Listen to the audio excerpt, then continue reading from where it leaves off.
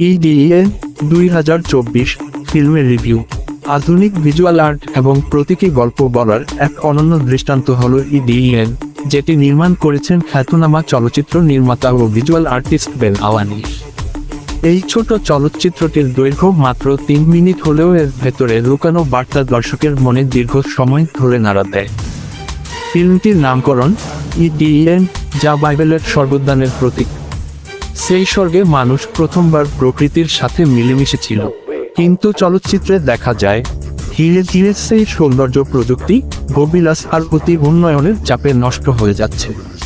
এভাবে ফিল্মটি বর্তমান মানব সভ্যতার সংকটকে প্রতীকীভাবে সামনে আনে। ভিজুয়ালি ইডিএন অত্যন্ত শক্তিশালী। এখানে ব্যবহার করা হয়েছে স্লো মোশন, মাইক্রোশট এবং উন্নত সিজিআই। পানির ফোঁটা, আগুনের শিখা, ধোঁয়া বা বিস্ফোরণের মতো ক্ষুদ্র মুহূর্তগুলো ধীর গতিতে তুলে ধরা হয়েছে, যা দর্শককে প্রতিটি ক্ষুদ্র সৌন্দর্য এবং ধ্বংসের ভয়াবহতা একসাথে অনুভব করতে বাধ্য করে। রঙের ব্যবহারও লক্ষ্য করার মতো।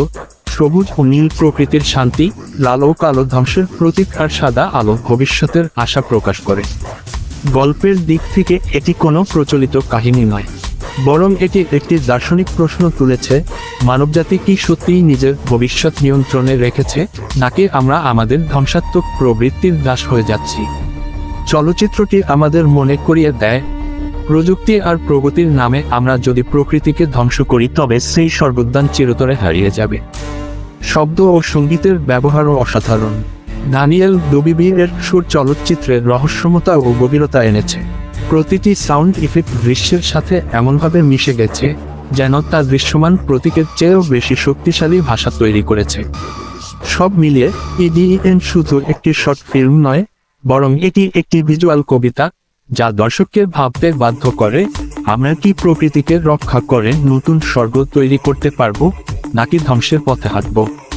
চলচ্চিত্রটি দর্শকের ভেতরে এক ধরনের আত্মজিজ্ঞাসা জাগিয়ে তোলে এবং আমাদের দায়িত্ববোধের কথা স্মরণ করিয়ে দেয়।